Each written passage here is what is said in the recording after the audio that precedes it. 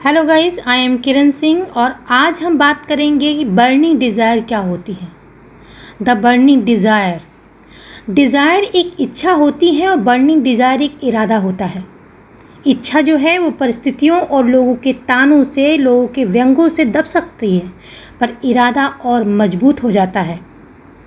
Missile man doctor Abdul Kalam ने क्या खूब कहा है कि सपने वो नहीं होते जो सोने पर आते हैं, सपने वो होते हैं जो आपको सोने ही नहीं देते।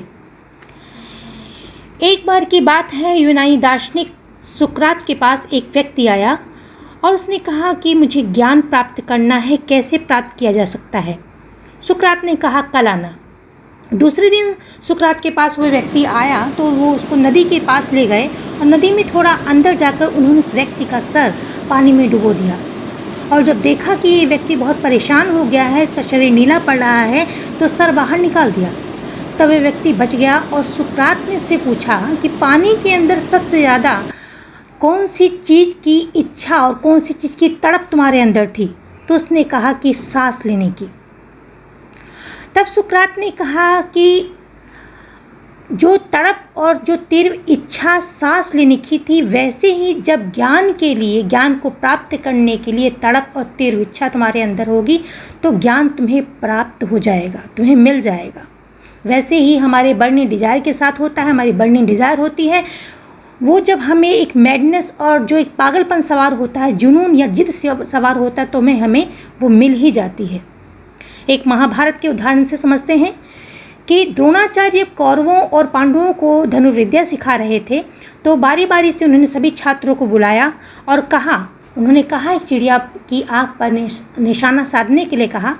दुर्योधन को बुलाया, दुर्योधन से पूछा कि तुम्हें क्या दिख रहा है। दुर्योधन ने कहा गुरुजी, मुझे आम दिख रहे हैं, शाखाएँ दिख रही हैं, चिड़िया दिख रही हैं, पत्तियाँ दिख रही हैं। फिर उन्होंने भीम को बुलाया, भीम से कहा कि तुम बताओ तुम्हें पेड़ पे क्या दिख रहा है। उसने कहा गुरुजी, मुझे तो आम दिख रहे हैं। तो उसने कहा कि और क्या दिख रहा है। उन्होंने पूछा कि और क्या तुम्हें भीम नज़र आ रहा है। तो उन्होंने कहा मुझे तो केवल आम ही नज़र आ रहे हैं।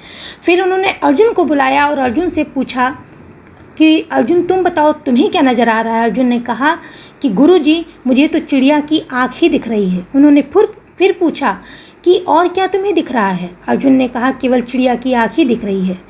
गुरु ने कहा कि तो फिर निशाना साधो। तो हमें भी अर्जुन की तरह अपना गोल, अपना जो डिज़ायर है वही दिखना चाहिए। वहाँ भी फल और शाखाएं, चिड़िया और चिड़िया का शरीर और भी बहुत सी चीज़ें थी जो उनके ध्यान को भटका रही थी, लेकिन अर्जुन को केवल चिड़िया की आँख ही दिख रही थी। अब हम दूसरे उदाहरण से समझते हैं। थिंक एंड ग्रो रिच आपने अगर बुक पढ़ी हो तो उसमें एडविन सी ब्रांस का एक डिज़ायर था कि एडिसन का वो बिज़नेस पार्टनर बनना चाहते थे। इच्छा जब जुनून या जिद या मैडनेस बन जाती है, उसमें तब्दील हो जाती है, तो वो डिज़ायर बर्निंग डिज़ायर में तब्दील हो जाती है।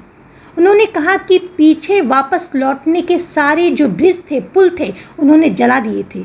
यानी कि माइंड के लिए कोई भी ऑप्शन नहीं छोड़ा था कि माइंड उनका जो मन है वो बहाना कर सके। वहाँ उनके पास एक था ऑप्शन, करो या मरो। और उन्होंने अपने डिज़ायर को, अपने बर्निंग डिज़ायर को 5 सालों में पूरा किया और वो एडिसन के सहयोगी बने। अगर आपने द माउंटेन मैन मूवी देखी हो तो उसमें दशरथ माझी ने अपने पक्के इरादों से पहाड़ को तोड़ दिया था। उनकी बर्निंग डिज़ायर थी पहाड़ को तोड़कर सड़क बनाने की, क्योंकि उस पहाड़ की वजह से और सड़क ना होने की वजह से उनकी पत्नी की मृत्यु हो गई थी। और तब से उन्होंने पहाड़ तोड़कर सड़क बनाने की सोची थी। उस पहाड़ को तोड़ने में उनको 22 साल लग गए। सोचिए, वो 22 साल तक अपनी बर्निंग डिज़ायर के साथ डटे हुए थे।